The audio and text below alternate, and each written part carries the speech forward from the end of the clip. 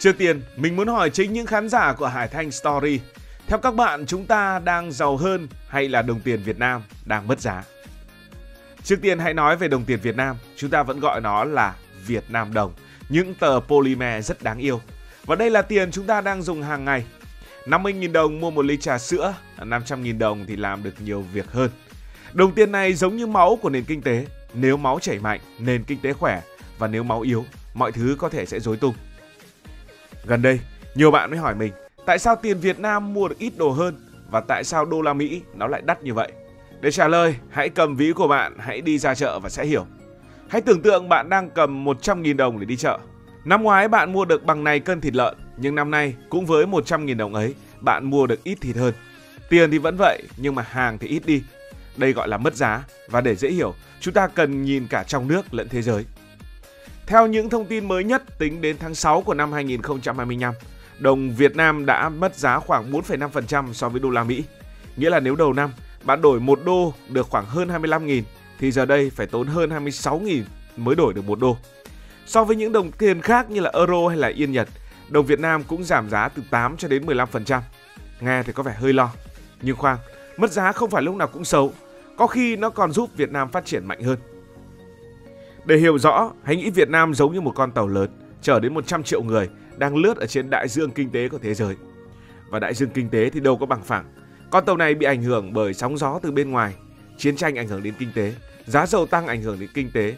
Mỹ làm một điều gì đó, ví dụ như áp đặt thuế với một mức mới cũng ảnh hưởng đến kinh tế. Nhưng con tàu Việt Nam cũng có sức mạnh riêng, nhờ người dân, nhờ đất đai, nhờ tài nguyên và nhờ cách chính phủ đang lái tàu rất điều luyện. Hãy bắt đầu với địa lý, vì đây là nền tảng của mọi thứ, trong đó có cả đồng tiền trong ví của bạn.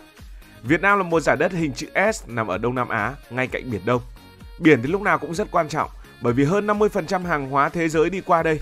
iPhone, quần áo, dầu mỏ, vân vân và vân vân. Và Việt Nam giống như một trạm dừng chân lớn với các cảng biển như là cảng Hải Phòng, cảng Đà Nẵng, cảng Cái Mép Thị Vải, nơi tàu thuyền ra vào tấp nập. Nhờ vị trí này, chúng ta bán được nhiều hàng hóa ra thế giới. Gạo, cà phê, giày dép, điện thoại, ô tô. Năm 2024, Việt Nam xuất khẩu tới 800 tỷ đô la Mỹ hàng hóa. Con số này thậm chí còn nhiều hơn cả Thái Lan và Malaysia. Việt Nam còn có dân số hơn 100 triệu người và khoảng 70% là người trẻ. Trẻ thì khỏe và khỏe thì cũng sẵn sàng làm việc. Giống như một đội quân đông đảo, chúng ta có thể sản xuất đủ thứ. Chưa kể Việt Nam còn có tài nguyên, có đất đai màu mỡ. Chúng ta cũng có dầu mỏ, than đá và cả nắng gió để làm điện mặt trời và điện gió. Nhưng địa lý cũng có mặt khó. Chúng ta dài nên chúng ta hay bị bão. Chúng ta có địa hình dốc nên hay bị lũ lụt, đặc biệt ở miền Trung. Miền Tây nước biển dâng làm đất mặn khó trồng lúa. Những chuyện này làm giá gạo, giá rau tăng, ảnh hưởng đến tiền ở trong túi của chúng ta. Giờ hãy quay trở lại với chuyện của đồng tiền Việt Nam. Tại sao nó lại mất giá? Nền kinh tế thì giống như một cái xe. Khi cái xe mà chạy chậm thì chính phủ sẽ phải bơm tiền để xe chạy nhanh hơn. Chính phủ làm thế bằng cách giảm lãi suất ngân hàng. Giảm lãi suất ngân hàng để các công ty dễ vay tiền mở nhà máy, dễ vay tiền để thuê người làm cho mình. Nhưng bơm tiền nhiều quá thì sao? Tiền trong túi mọi người nhiều hơn, nhưng hàng hóa như là phở, rau, thịt thì lại không tăng kịp. Thế là đồng tiền mất giá. Khi nghe tin đồng tiền mất giá, nhiều người hoảng loạn. Họ nghĩ rằng, thôi, để tiền Việt Nam thì lỗ, hãy mua đô la Mỹ hay vàng cho chắc. Và càng nhiều người mua đô la Mỹ, đồng đô la Mỹ càng đắt và đồng tiền Việt Nam càng yếu đi. Rồi không chỉ chuyện của Việt Nam chúng ta mà còn có cả chuyện thế giới ảnh hưởng đến việc đồng tiền Việt Nam mất giá. Thế giới năm 2025 có gì? Có chiến tranh Nga-Ukraine vẫn tiếp diễn, có những xung đột giữa Israel và Iran. Những điều này thì đều làm giá dầu tăng. Căng thẳng ở Trung Đông cũng đẩy giá xăng lên. Mỹ thì tăng lãi suất, làm đồng đô la Mỹ mạnh hơn. Và khi đồng đô la Mỹ mạnh, những đồng tiền khác, trong đó có đồng tiền của Việt Nam, tự nhiên là yếu đi. Nghe đến đây có lẽ nhiều người sẽ vội bi quan và nói rằng mất giá như vậy thì quá tệ. Đúng là khi đồng tiền Việt Nam mất giá thì cũng tệ thật, nhưng cũng có một số cái lợi. Ví dụ khi đồng Việt Nam mất giá thì hàng Việt Nam sẽ trở nên rẻ hơn với người nước ngoài. Người Mỹ, người châu Âu thấy rẻ họ sẽ mua nhiều hơn. Và kết quả Việt Nam xuất khẩu nhiều hơn và bán được nhiều hàng hơn. Đồng tiền Việt Nam mất giá cũng giúp Việt Nam trở thành một điểm đến cho khách du lịch nước ngoài. Một bát phở 60.000 đồng chỉ tốn khoảng 2,5 đô, trong khi ở Mỹ 2,5 đô không mua nổi một ly cà phê. Chuyện này cũng y hệt như khi đồng tiền Nhật Bản mất giá, khách du lịch đến Nhật Bản đã tăng cao gấp bội. Rồi khi đồng Việt Nam mất giá, những công ty lớn như là Samsung, LG hay Intel thấy đầu tư vào Việt Nam tiết kiệm hơn. Họ xây nhà máy tạo việc làm. Việt Nam đã nhận được hàng chục tỷ đô la Mỹ tiền đầu tư nước ngoài, nhiều hơn cả rất nhiều quốc gia Đông Nam Á. Như vậy chúng ta thấy khi mà đồng tiền Việt Nam rẻ hơn thì xuất khẩu sẽ tăng, đầu tư sẽ tăng, nhiều người Việt sẽ có việc làm hơn. Từ công nhân may mặc ở những cái khu công nghiệp cho đến những người nông dân sản xuất, trồng cà phê, trồng lúa, trồng gạo ở thôn quê, ai cũng có thu nhập tốt hơn. Nhưng tất nhiên không phải mọi thứ đều màu hồng. Đồng Việt Nam mất giá cũng mang lại một số vấn đề. Bởi vì chúng ta cũng phụ thuộc rất nhiều vào hàng nhập từ nước ngoài, nên những mặt hàng nhập từ nước ngoài, ví dụ như là iPhone, laptop hay xăng sẽ đắt hơn. Đi siêu thị bạn sẽ thấy ví tiền của mình xẹp nhanh hơn.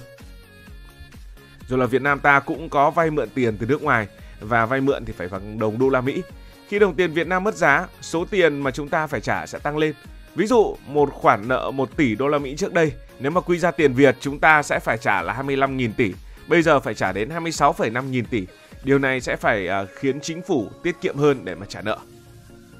Rồi khi tiền Việt Nam bị giảm giá, nhiều người sẽ hốt hoảng đổ xô đi mua vàng, mua đô, nhà đất. Những hành động này làm cho đô và vàng đắt hơn, gây áp lực lên đồng Việt Nam.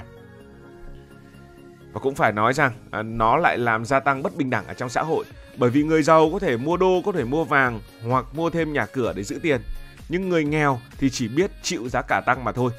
Một nghiên cứu vào năm 2024 cho thấy 10% người giàu nhất Việt Nam hiện đang sở hữu khoảng 40% tài sản, trong khi những người nghèo thì chật vật với những thứ đơn giản, ví dụ như là giá thực phẩm.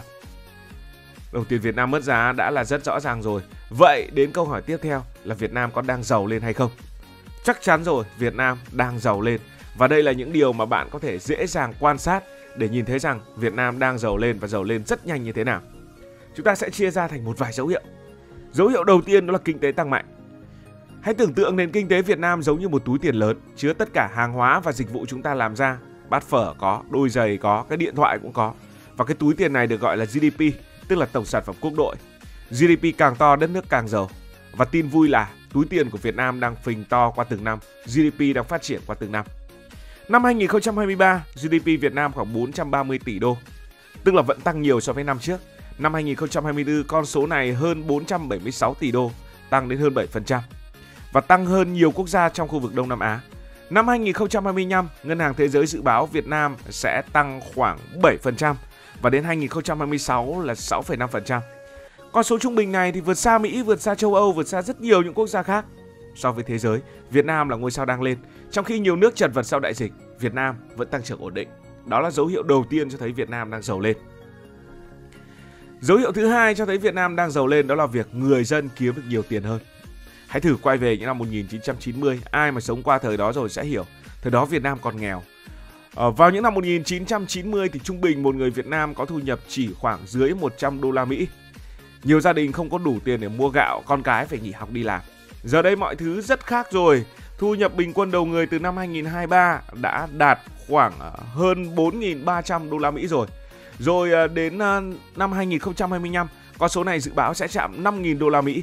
Nghĩa là trung bình mỗi người kiếm được gấp khoảng 50 lần so với năm 1990. Với thu nhập cao hơn, người dân sẽ sống thoải mái hơn. Ngày xưa cái xe nó rất là quý, bây giờ cái xe là phương tiện rất là bình thường.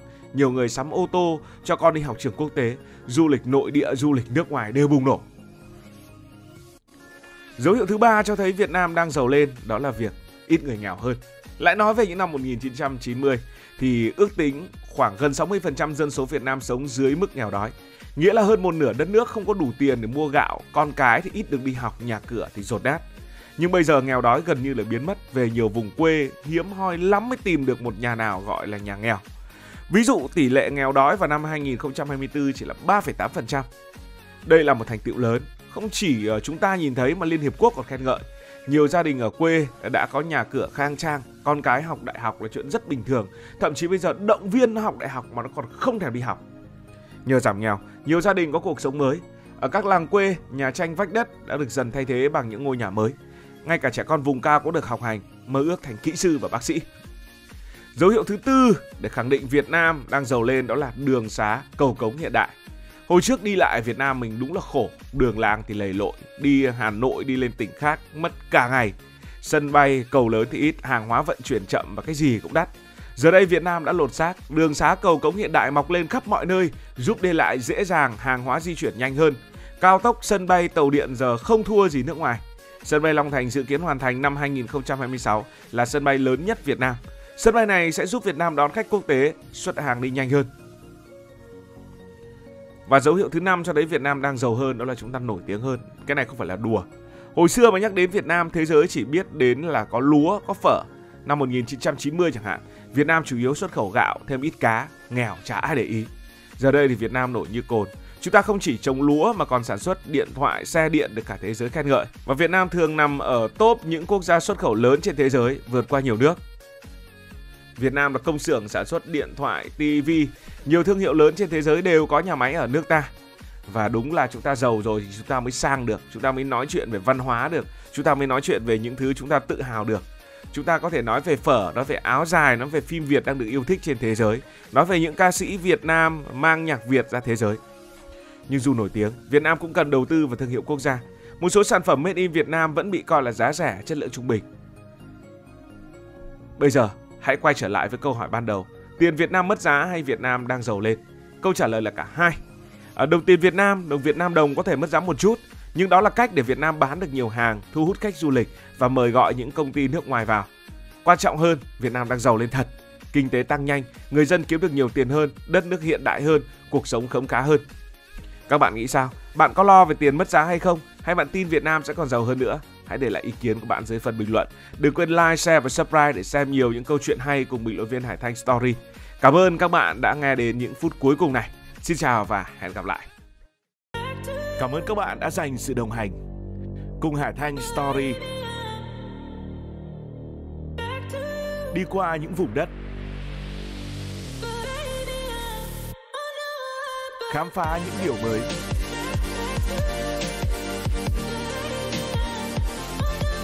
Đừng ngần ngại, hãy để lại những góp ý và xin được hẹn gặp lại.